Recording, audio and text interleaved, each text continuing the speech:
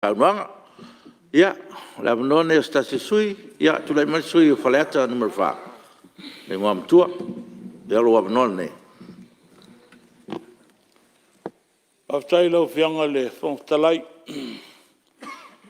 Ua maua se avandoa nei usunga whono e polosia e se manatu e tusai ma le tātou tala whaopopo le tupe wa il maa mea nei o le Palemene. Whapefoi o na mamoli atua nisi o whautuanga i tātou malo. Nisi o mta upo e te pue e tātou savalinga o nipa e inga. Ia ma whapena foi o na moli o atua ni mana onga nei tu malo Faleata numero 4. Ia se tu malo ta poi mai mo manuia. Fai watu tātou tu malo se am talanga fai wail tātou talanga nei tai au. Lau fionga il whongtalai. Wai luma le tua le lona vi inga le whamanu ma le lona whane tanga. Misel tātou whaftai ua mōlia lau fionga il nei tai au. Tātou iei whatasi ma lau fionga i luma le tua il nei tai au. Tātou te whaftai a whatasi e le alofa ma le anga le lei o le tātou ta pausili le langi. Ta ina mailso i whomanuia o le Palemene il nei tai au o wal tātou ngalu enka whai. Moli atua le nganga whaftai lau fionga. Le whongtalai le tau selu. Malo le whatotoa. Malo foi le tau atai ma le whafoina o le tātou whontanga. O wale file mu o le maota ma le anga i tau manga o le tātou whontanga. Ia o te ofolo whatfoina le tai au e lau fionga whongtalai, lau fionga sui whongtalai. Ia, tātou le whatasi ma le tai Palemia ni tai au. Ia, o te ofolo whatu, lau fionga i sui Palemia. Minsta kapeneta, minsta langolango. Ia, lau fionga i le tai le tuangai. Lau fionga i sui tai whape foi ia. Tātou vaenga le sa kako iai le nā foi pae inga. Ia, sui malu malmauta ni tai au. Ia, o te ofolo whatu ma whawhelo ia tu ni tai au. Ia, pa ia le tapo inga whaululunga mtanga luenga. Ia malo tau tua malo. O tau lava e vai malima i kapeneta. So se teimi le au malpo wale whautua ino le malo. Wale atina ino le tato malo. Ia wale manuia o le tato watunu. Ia le pa ia le tapo inga le tato watunu. Wale fio lau fionga le au mamalu le tato malo. Pa pefoi le sui el fono sui Tofia. Ia, fio lau fionga i le whamasinsili e whapefoi le Presidente le whamsinonga ma i tūtino le whamsinonga pa ia le tapo inga le tātou watunu o wā a ingo tupu ma a ingo nofo. A ingo ma a ingo papa, a ingo te whaiwha. Ia whapefoi le songa tumu ma pule, tu au ma la tau a ingo le tai ma le wa a fonti. Ia tanane foi le whawhongwhonga tapo i mai. Tātou uso i sa e whenga malo tuila mlua. Ia, le pa ia maolunga le tapo inga. A le nofo whawhengainga. E ka le sia keusiano umba i tonu o le tātou atunu. O lo tapo ia whaiva o le tātou Palemene. Ia a wālo tātou alo atu. Ina ia tau mwhai le lei au luma wāle tātou whenga malo. Lau fionga i le whongtarai. E moli atu whaftaitele lau fionga i mista tupe. E mise mtanga luenga umal tātou malo. Sai male tātou talo tupe. Ia mai toa lango ina e tu malo Faleata wha. Le tātou talo tupe wa tu mamea nei o le mota.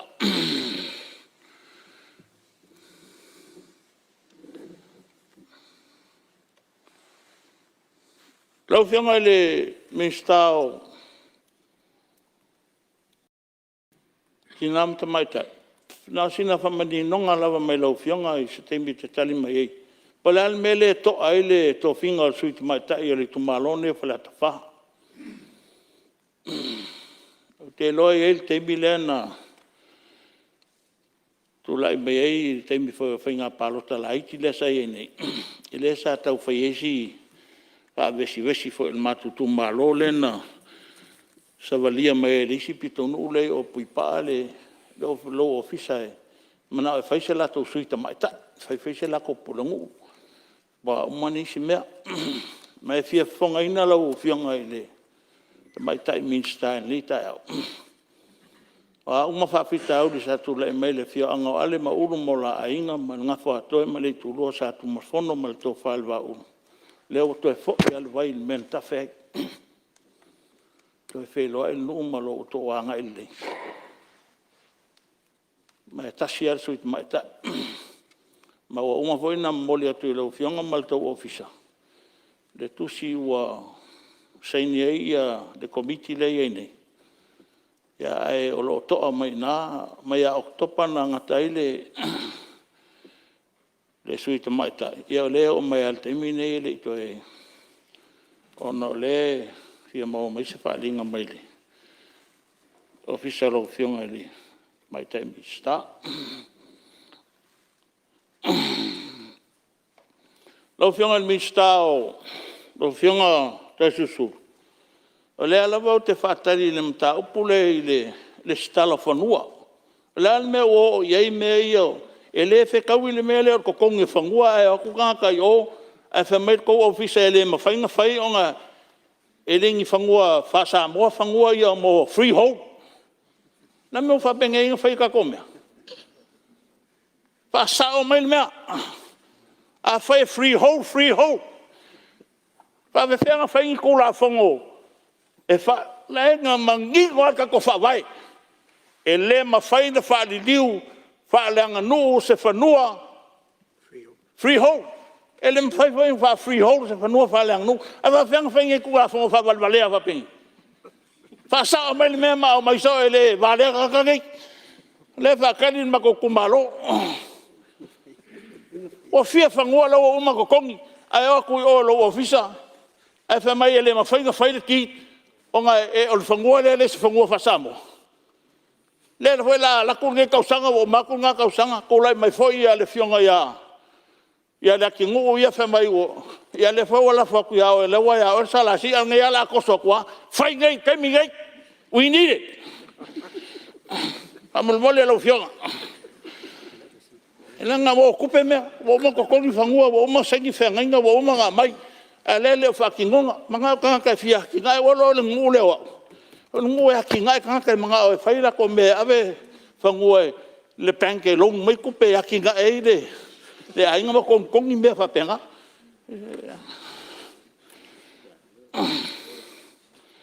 Ia, lau fionga... Ia, lau fionga le. Ia, manie le sui mamalu. Ia, ua... Whafonga ana maota ele, ia lo le fie le tūranga. Ia, se tūrai mai lau whionga minsta se tau whaatoa mali ele, le ngā matua. Ia, whaatai atu le ngā matua, po le whionga le li whaipule o Faleata. Tu sai fo i o whaafsili, ia e whamali atu. Pei au nā watu foi se tali au ili le whaalinga mua le tātou talo tupe. Ia uni. Ia le teminei olo o whata oto se legal advice mai le tātou ofisa le loia sili. O nai moni sau noanga a le fionga le li whaipule. O le tūla whono le iei ele mwhaina transfer ia ele o na toi convert la ia as customary land. O le vaenga le nā lai o na tāo fia mtanga luenga. Ona o nisi fo i o fuafuanga sa ia i le avai tau. Le ana tau mwhai e whai le vaenga lea ai le fitau i tātou tūla whono. E al te minei pe on sila fia ia lea ua i lalo le o la u wawainga. Ia ele umai o sala si ma le tausi ia ma ele o tātou malo le ngaluenga mua la le tau whaatino. Ia toi reconcile le o tula fono nei. Ina ia whaata ua pele vaenga le o le whaafo i o ele a wha le malo. Ia po le ale a wala te tau on whaafo ia pe a whai e whaafo i wha customary. Ia le tau nu whaatau. Ai a whaafo i wha freehold. Ia la wala la le e tula fono ia a pe o kan. Fusion le sa ia i te momo o na uwhaonga mai se tasi o vaenga o le tula fono le LTC. Le na sui, ia le tula fono a ia lesta la ina fonua. Ia, o le na le mwhai ei o na whaonga al vaenga le o le teminei o loo. Ta pena pe ei a tonu e, ta sanga atu le tamamtua. Ia, e tauna o atu ia uni. Ia ua maea o na whai uma nei ngā luenga ina ia whaatulanga le iai. Ai malole on sai o le tau fa sa o tuna i se tatu vain tuai tai Fionga fonftelai o ki fa Ia. sa ina tai Lau fionga fonftelai. Ia, malie, si tu la mai lo fiong al mista. Ia, o Ia, alaptong al tatu malo. mo le atu le whaftaitele le fionga le li whaipule. E o Faleata wha. Ia, masalo mo lo si la fia, ia e ndavana i whawhita hauri te mi fo isa tato whawhianga iai.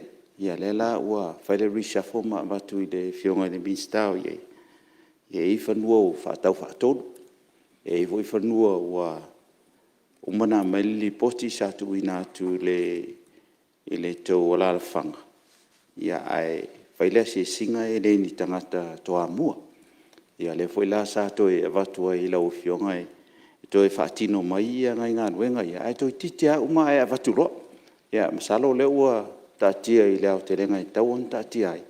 Ia mea fo isa whaatua i e nā vai temi, ia al mesidi. Ia o le o mai e lo fina ngalo. Ia tatia atu le fionga le minsta o lo i e temi nei, whaftai. Si tu la mai lo fiong al mista whatoanga. Ta ua al fina ngalo le sui. Langa o mta upu tau ele. Na fo ai lisi le mta upu a ngai le lua se ua eka a foi le loo mun fonua. E tonu ale sa no e sui o fonua freehold. Ala ave fa le nganu. E le stu la fono. Rupsa onna per melen tupu i vailele. Le tupu i nele vesi o mele le mau tonu te minei. Yo, ma vai telefo. Mela le sui vai pule, ono sa i mai. O mana fo ai le malo ele ona tau mafai le liu fa le nganu freehold ele mafai. Ele o ia se tu la fono. Ele tau fa tu langa tonu le mea tonu ale tsau no e. A fai ave fa freehold, stay as freehold. A fai o fanu fa nganu stay as customary land. Mela le ta uar fina ngalo sui. Langa le tupu nei i vai le la fu tupu i vai tel. E watu fanu i le fa le nganu. Ai o tanga fa tau. Ale ma fi fa fi tau li vai le ma le tongo. Ele o le mafuanga na le malo e ave ele atina i tangata. E atu fai whaatanga whanua nisi. Au nisi tangata ele tangata mo iro no. Me le sui ma malu lango le te au ngani mai fo i loitu malo. Ia le tau whaasa o sao atu le malo le telo le anoa noai. O fo ai na fai. Ai reintu la fono e whaatino ai. Ia ma le nganga whaalo alo. Ia. Te tonu lo fiong sui malu leo whamni eina. Le fo utana no mai le. Fiong al minsta o leo whanga solo ala o tulafono. Ia o ina tonu lava tātou te mulmulta i tu sa ala tulafono. Ia mele lau fiong sui malu. Ia whamai mea lo sau no. Te rele kai lo kai sau no man.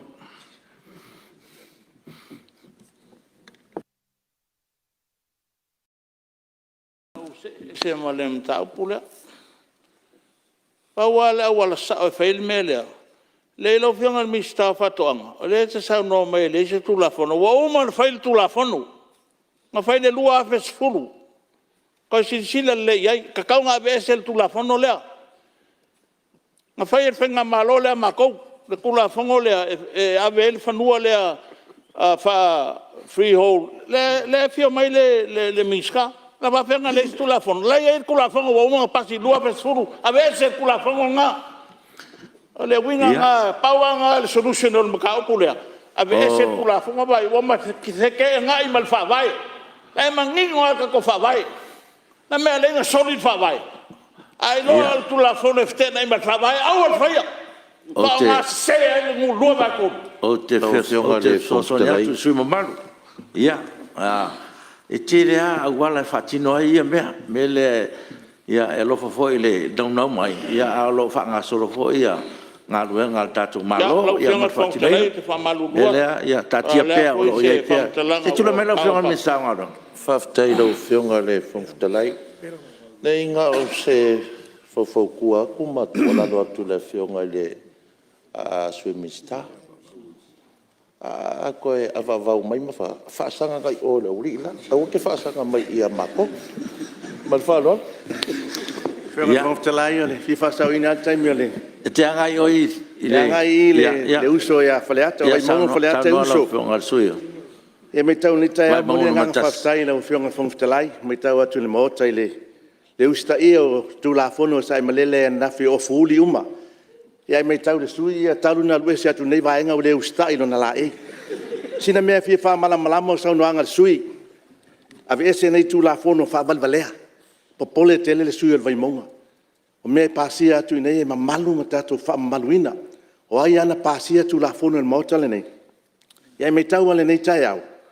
Ia o si i ale sa o le whaipule nei. Talu na lue se atu o ese whalongo le wa iei. Ai meso ti ngā i o talinga o le pe i tua. Teimi sa mato iei le whapere si. Ia pe i fau le whalongo le nei tai au. Talu ele le usta i leo. Ia lea lau whalongo longo le maota le nei tai au. O le tula fono langa le whai awhia i mato. E moe e watu whaleanga nu. Ia e whai ana le stalama. O benefite e fo inisi o se mato tu malo. Pio le anganga le nao le asa mato iai ele. Tu la fono pe avatu a ele fa fio land. Ia pule a mato ai manga fonga. Wa ele fa langa nu. Ona le polenga. Nena I fa taula po le tulanga tonu alna e pe ai leia tu atu pe lalo tulanga fa le anga nu.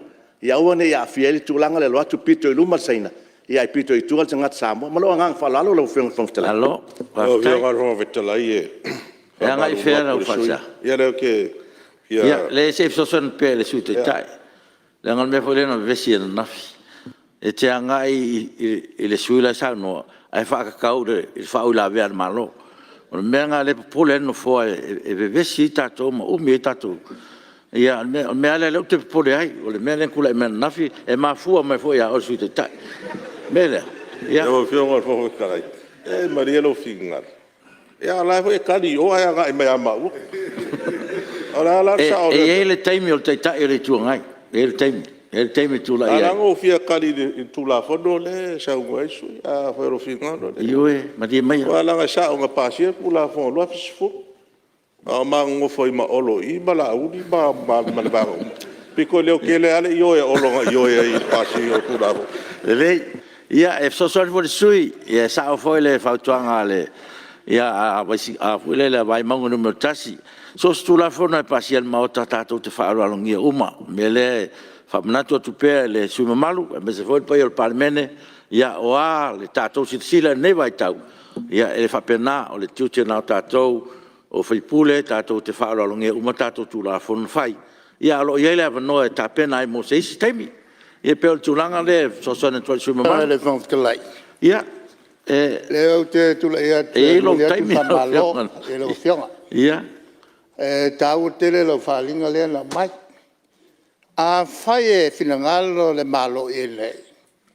E sui le tula whono. Ona a mai leo le teu ngai sui. Ai a pasia lo al Palemene se tula whono. O se whai pule a kua I kaukala e whaleanga le tula whono. Wa contempt of Parliament. Le la sa oi la o whionga. O le la kua koe whamalo atu I ate oi. Alo, dai. Ia o fapena Lau la. whionga le whangatala I ala au se e se male mtau pula. Le saunanga le whionga I le tai le tuangai. Whapea so se whaipule tau tala I tula whono contempt of Parliament. I le se mea whapenga. Ngo la contempt of Parliament o le. Fautuanga lava mo le anga iluma. O le lei lau whionga. Au ke stai tele lau whionga le whangatala. Ela tau whaiatu lau whionga minsta ngā luenga olo. Nā sao noa me tau sanga lente nei au ala foi o taloto se o tu malo ia to e fa mana tuat nai sa fune ma to amua ma se onu le o saina to pe lo o lo kalambe lo fionga ile minsta ia wa ke le lopo ia fai au ala ia wa le fengo fai ku ia o ia fe mai a fai oni au ala o lai ia fangua ia le fa kau poroka le yu ko to amua uta foi na vai vai e lo inga kong fai salasi ia malesi mea o manga ia foi le fa long mai le minsta salasi se alo fai au ala ia ko amua in maintenance a wala o mo kwa o mo kaule mfinga o ka vale ka mo ola ko kongi fangua la o mo mole lo fiong na fianga le fong fitalai ia malia su malu se to no mista se ma tai ona lewa la ngaina ia le fainga o awala I fanua ia tasilea vainga le pe ona watu I foi se vai nga mua o le tapenanga le tauna de o lo fatino ina ne mtanga luenga ono vaenga io ele fatau ina o I lava failang subdivision ona ia ile fainga la wala ai ama ia on tu lole ia ile a public road law ona fam tu le ia ile ele tatu MWT ai la ile LTA la tu te ai al meu mai tauina o le tele ia o tatu au wala pe on sa no foi I subdivisions o fai ai le fai fali le au wala e land owners le ngatala fanua le malo fanua la sala si o le estate tausi ia telefoi o nisi tatu e kalesia ia o ila to fatau la to fanua o le ala le wala ina telefoi ia fianga o fianga ia mal tatu o tunu e le ngatole a fianga wala vai go so lungo au wala mafale o ainga ono le fatino le amatalia o nei vaenga o lo fa pela tasine vaenga o lo fa tau tatu land policy o lo tapena nei a me se tatu a fa tau ino fuanga fanua ma va le fa tonga o atina e ao ile to stemi fuai fanua fa tawin oftai ia tu mai su malu to 2 minutos tai la lo fionga le instale to di fa lo mai le lo fionga I le minstao la fono fainga palota tele a te mio te la ngai ale mta upule ma tu la lo atu nei tu malo o le la alo atu le te wino tu la fono fainga palota a mi se le fetu na inga foi tua oi o le talo lava lo ia sui ilo wa ia le tau mwhaiat, pēr tu saima se finangalo tātou maa. Ina ia allocate se vaenga tupe e whai ele whalau loa sui tau wā. Ona ili teimi leo whainga pālota, o lea tātou te solia lawal tu la whono, I mana onga o tātou tangata pālota. E leise si o tātou e sao mai ele mena, o lea te alofa iai ile au ngangi mai foi ona eu tangata se sosoani. Ola ave el sosoani ala sol tula fono. Ala tal sanga lo fionga minsta. Ole tula fono tonu ale tauna na fatatia. E avanga ali mai fai pule I me uma ye mana onga lona I tumalo.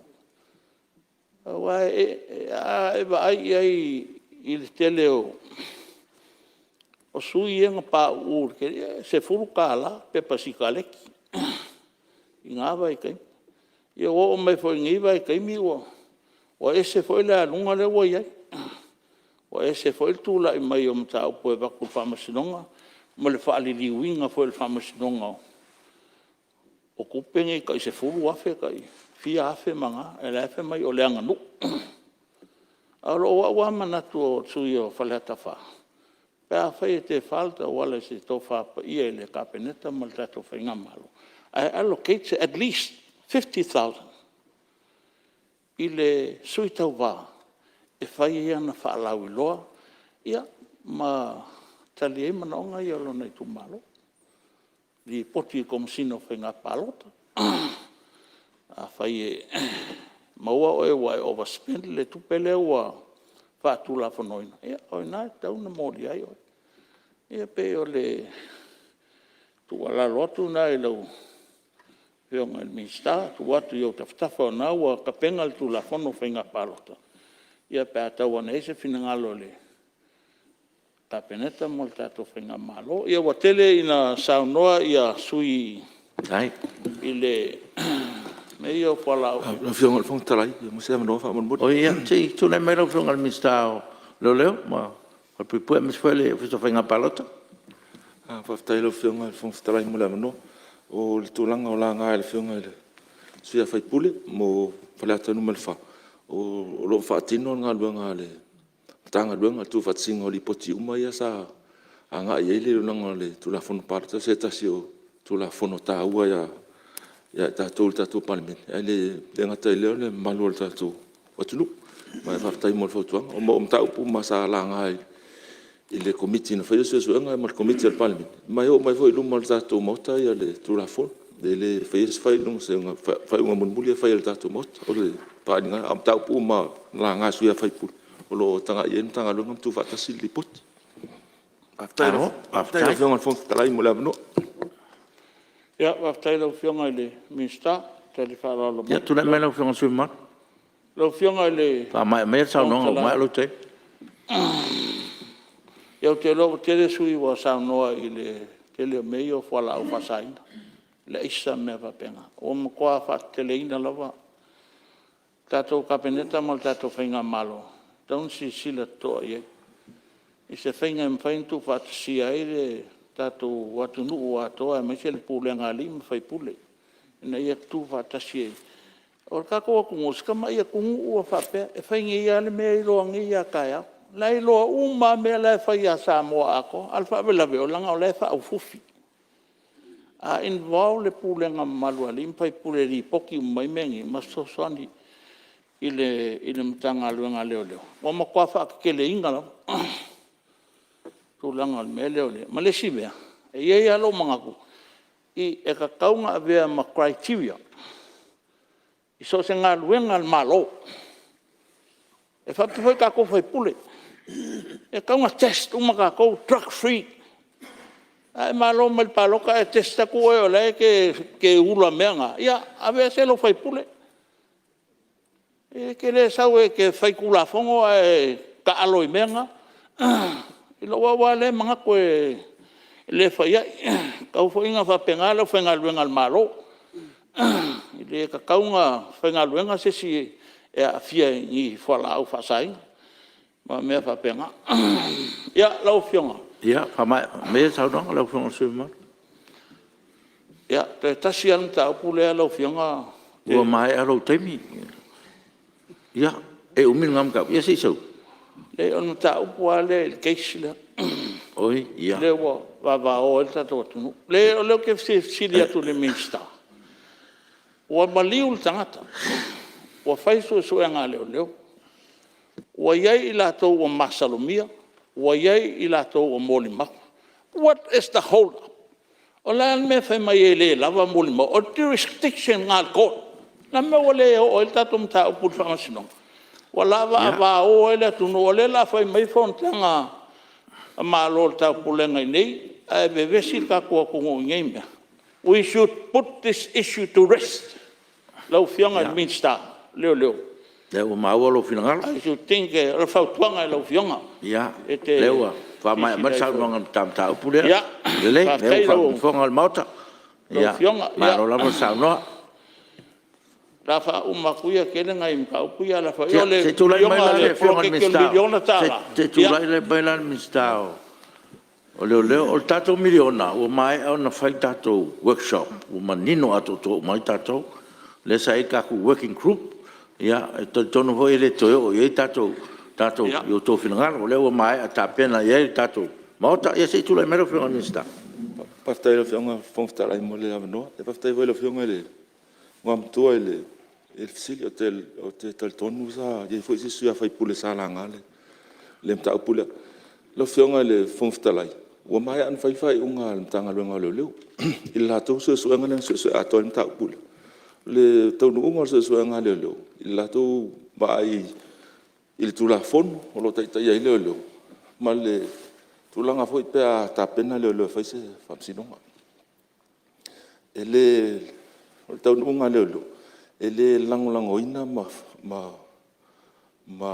le faamatalaga le faamaonia le faamatalaga na atu e fai e se moliaga e faasaga i e uma na tāua suafa i le mataupu nei o le faaiʻuga lana leoleo o le e fia fai lo atu laufioga e lē faapea i le tulafono e taʻitaʻi ai le galuega a leoleo tulafono hoi lea i le official law e sili e lē faapea fai lo sautagi ona tataunoa na ave leoleo lautagi o le faamasinoga e tatau na avatu le mau anoa i lautagi le mea na tupu iāʻu le gata lai lea e iai foʻi ia e isi molimau e faaogāina e lagolago ai le tagi le ave i o le faamasinoga ma o suʻesuʻega ia leoleo lea sa faia le gata i le iloiloina o faamatalaga uma na avatu ana suʻesuʻe pei ai nisi mau e lagolago ai le faia o se moliaga i se tagata e toʻatasi po o e na afia uma o le tulaga le laʻu maitau lauafioga ma le faaalalatele mautalia foʻi i loo ma foʻi le agata i le faamasinoga o isi faamasinoga ia le galuega a leoleo ia o lae faatino le iala le tulafonu laʻua fai le faaiʻuga le matagaluega e lē lava molimau e faatino ai le latou galuega masani i le tulaga e tatau na ausia ia latou suʻesuʻega ona ave le ona moliaga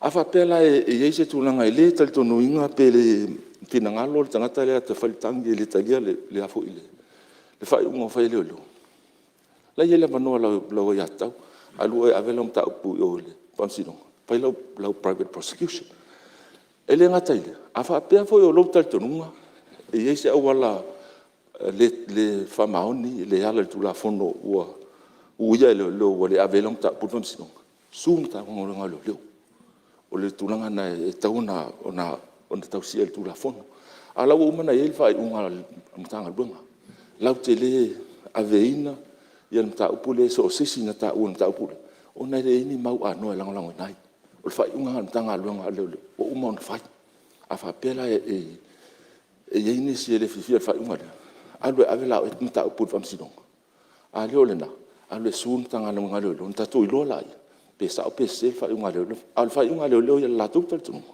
o le asa valiloga tulafono e taʻitaʻia i le galuega a le matagaluega leoleo ma e fiafeatu foi se faamatalaga le tulaga lea o le saʻailia o le mea moni iala o le tulafono i le faatautou e fai o le faamasinoga e lē fai ai tuaʻiga e faasaga le matagaluega leoleo ma mea lea sautonu o le social media e pepelo leoleo kuluku leoleo o le manatu ana o le tagata ia ae a faapea tau te fia o suʻesuʻega le mea moni na o le faamatalaga faatautoina e tofotofoina i tonu o le faamasinoga e uma na fai lau faamatalaga ona siligia le lesitua o le faamasinoga pe a faapea ise loi e fesiligia lau faamatalaga lea na le fai luma le faamasinoga faatautoina i le moni ma le faamahaoni pau lena o le mea maua le moni ma le faamahaoni o tuaʻiga le a se tulaga foʻi lea o le amanaʻia faaletulafono o tuaʻiga le sau social media ese ele o ala na o tulafono ala o tulafono o le falepaʻepaʻe le tau te faasaga e tuailituli ma lau fai faaiʻuga le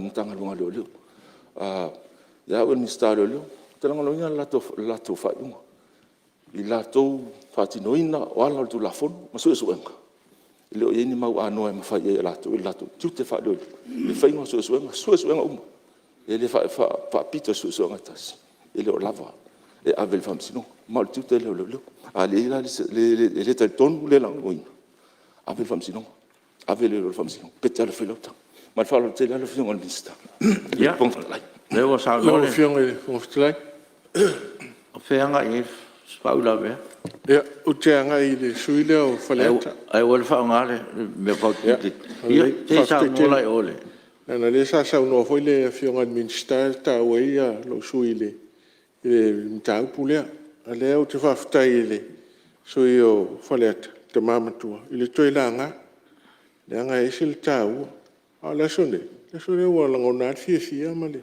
saunoaga le minista le fatoa manino i le ua ua tuufesili ia le tatou atunuu ma atunuu ma tagata uma Samoa i le faalavelaga a le ua saunoa lau fioga le minista faafetaite lea e ua manino ia tatou palemene nei ua e nofo pogisā le tatou palemene Al me sili dongo.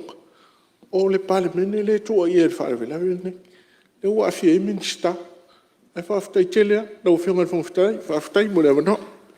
Ia. Le ua malama le tulanga lau sa no minsta. Ia tu le mesui. Ia, whaafutai tele lau whionga le whaafutai, lau whionga le minsta leo leo. Mo le atu whaafutai e whawalo. Langa e te tau ona e tali mai ma whaafonga le Palemene, ma whaafonga tāpua i Samoa ni mata upule, langa o le matua o ia le wā, o le Apia sui o le Palemene, implicate le minsta, sui o Faleata. E uianga whape ese a mato whainga whiwhiringa, tasi rua tolu wha Faleata. E langa o Faleata, o le ka puai il pai e tapau, i am kai am whamunga ma le alo maliko. E le whainga o fie. Me la le ai fa ftai ale o le la fa fa longa ku ka ka uma lo langi a ko o sa ko ngule me le o ya fe ka ya inga o ki nga ho maka I lunga penga ka fa ilangi ngi fol langa mangi me ya Samoa mal Palemene ya le ko fa fonga ka di miskan ka pula ya see what's next ai lo fianga le fonte lai pa ka kele mo lo am no ya pa ia tatu tu malo o fianga fonte lai ia o se me lo fianga me sta fa to angam venga pa yo o fo lava male mai tau ono lewa la ngan tau pu male ale nei ne faingo fie foi lango le ai folo le ono me ia na tua inga tu nga ai te muso e poi nei vao ai dia ina yala se fe se ai lo manatu mal sa no nga minsta le leo ala e se te mir ka peneta on fa menino le langa le fa to menino in il Palemene ele faingo fie le tua ino a uma va ele o ma una mali walta malea e faingo fie langa le tua ia leanga tua ia mai fea sa no nga lai tua mat le ala ta mo fai nei fo mta upu nei ai fa fonga mai le tunu o a fea la o fea ma wel talion menni a fai lava la fai mai leo e fa va vau ele ai ni mori mau mo tutu o ai la toso el tua ingo mato oi toso pele oti maliu va ele a fa fena fai amol mole tu nga me ia ai wo manatu langa le wali ina pua ina I bao tu inga leanga nei mai e fa tari la inga o fea o fela fai ai e foi fa tali nta pu lo esili le se tali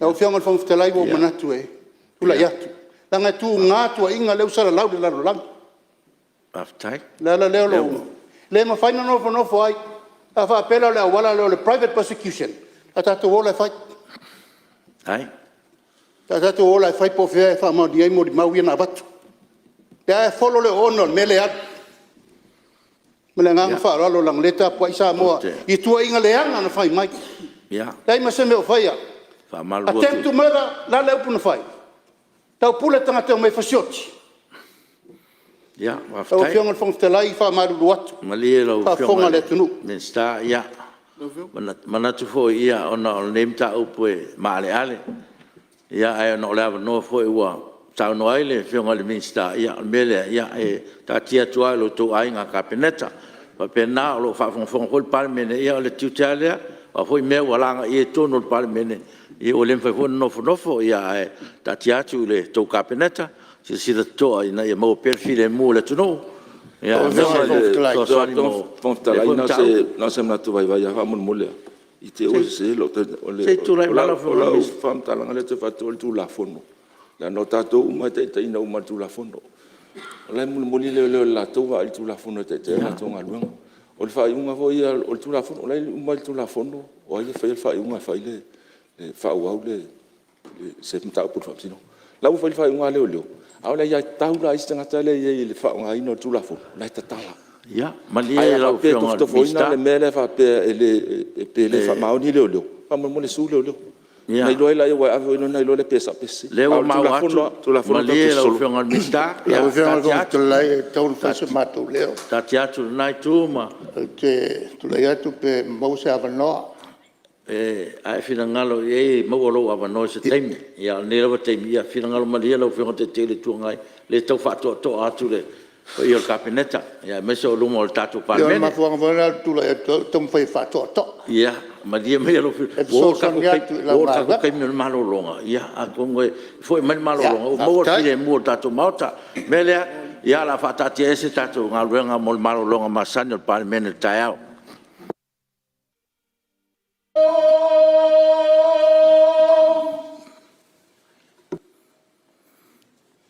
o te fasisila tua to mteri nei tau manga fono a fitu la fono ia fa malo lo sai le tatu mauta wa mai a pale au volta nga suol ni Tiafau ia Palemene ia te tununga wa mo fos fasil nga malos tatu te fa wai ia fa tati ese tatu tau manga mo malo longo Tiafau wa mai a sa nga le fionga sus fono mo Faleata no fa ia ole ava no nei mo se sus fono de sa no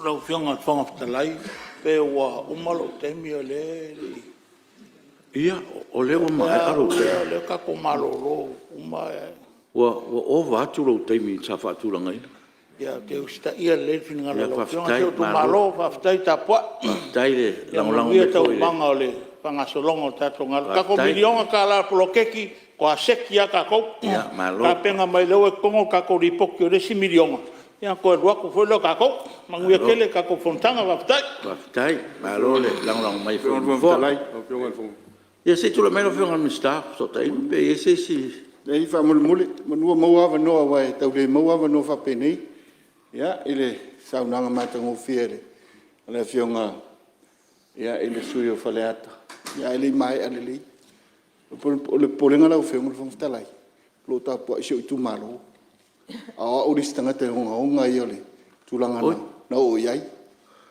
ia pe fa pena pe mo sa no oi te sa no fa ia suyo le tu malo Yesu ile tu malo e na fisidi ile fionga ile po na si le fia le tulanga na iai e pe ona tulanga ile nta upu dai leo ia a mai se la nga yo ile fionga ile sa ma lo tos Lo fionga fo ftalai. ma sa fa tino ia su nga leo ya te uni e fa pena le nga lo fionga fo ftalai ia se tu le meno fionga su Palemene Ia faaloina le faafetaile nei tula lau fionga le sai foi male madua le Tiafau ua uma na faatinoina o mo foi sina faasiliga malosi auā le faauauina o tatou mataupu faatalafu atu foi le mamalu o le Palemene lenei Tiafau ona e lē maitau atu lau fionga ua tatou se ese ma le mataupu lea sa talanoina ae leʻi faia le tatou malologa le foi e saunoa manino